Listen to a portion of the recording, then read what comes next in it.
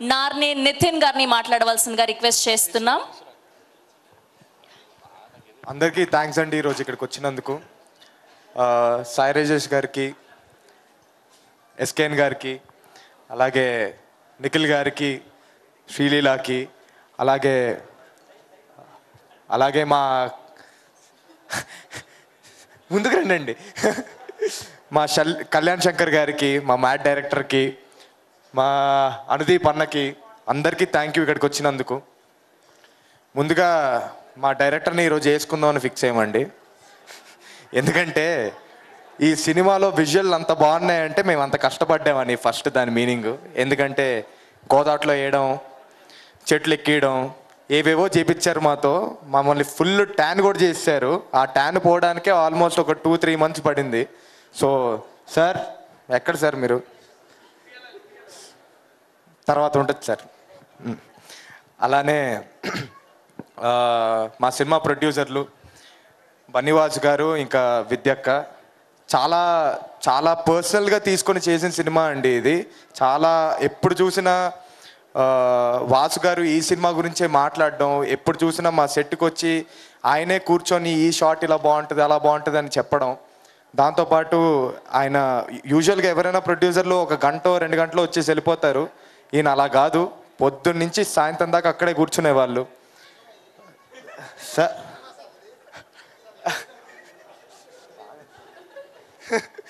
అలానే మొన్న trailer launch ఈవెంట్కి పిఠాపురం వెళ్ళడం జరిగిందండి. అది కూడా సడన్గా చెప్పారు వాసు గారు వెళ్దాం అని. మేము పొద్దునే 3 o'clockకి పొద్దున్న లేచి ఫ్లైట్ తీసుకొని రాజమండ్రి వెళ్ళి అక్కడి నుంచి పిఠాపురం వెళ్ళి మళ్ళీ తిరిగి వచ్చి రాజమండ్రి ఎయిర్పోర్ట్కి వెళ్ళబోతూ ఉంటే, సార్ పొద్దునుంచి ఏం తినలేదు సార్, ఎక్కడ ఫుడ్ ఏం పెట్టబోతున్నారు సార్ అంటే విందు భోజనం ఉందన్నారు. ఏంటి అక్కడ విందు భోజనం అంటే, ఆయన కరెక్ట్గా ఎయిర్పోర్ట్ ముందు ఆపి, ఎగ్జాక్ట్ ఎయిర్పోర్ట్ గేట్ ముందు ఆపి కార్లు ఆపిచ్చేసి చేతిలో ఒక పళ్ళం పెట్టి ఇదే సార్ విందు భోజనం అన్నారు. ఆ తర్వాత సరే అని చెప్పి అక్కడి నుంచి ఫ్లైట్ ఎక్కేటప్పటికి మళ్ళీ ఇప్పుడు వెళ్ళిన వెంటనే మనకు షూట్ ఉందన్నారు.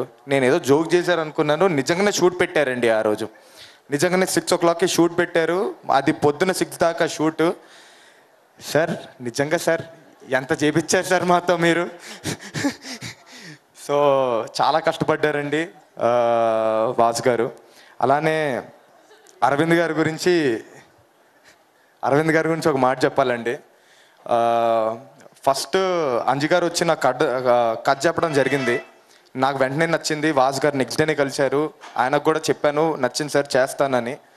వెంటనే నాకు నెక్స్ట్ డే కొంచెం లెగడం లేట్ అయిందండి. ఒక 9:30, 10 o'clockకి లేసేటప్పటికి నా ఫోన్లో ఒక కొత్త నంబరు, ఫోన్ల మీద ఫోన్లు వచ్చాయి, ఒక 2 ఫోన్లు వచ్చాయి.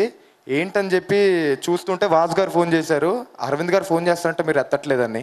యూజువల్గా ఇంత పెద్ద ప్రొడ్యూసరు వెంటనే అంటే ఒక ప్రోటోకాల్ ఉంటుంది. వాసు గారు ఎవరో ఒకళ్ళు ఫోన్ చేసి అరవింద్ గారు ఫోన్ చేయబోతున్నారు, ఇలా ఇలా మీరు ఎత్తండి అని. అవి ఏమీ లేకుండా వెంటనే నాకు ఫోన్ చేశారు. ఫోన్ చేసి పిలిచి కాసేపు సరదాగా మాట్లాడుకుందాం అని పిలిచి చాలా సరదాగా జోవియల్గా ఏం సినిమా గురించి కాకుండా మంచిగా అలా మాట్లాడుతూ కూర్చుండిపోయాము కాసేపు. Thank you very much sir. Thank you sir. అలానే ఈ సినిమా ఇంత బాగా రావడానికి కారణమైన మా డిఓపి గారు సమీర్ గారు ఇక్కడ లేరు. ఆయన చాలా బాగా సినిమా తీయడం జరిగింది. ఇప్పుడు మీరు చూస్తున్న విజువల్స్ కూడా చాలా బాగా వచ్చాయి. So thank you sir, thank you so much. ఇంకా నా సినిమాకి పాటలు ఇచ్చిన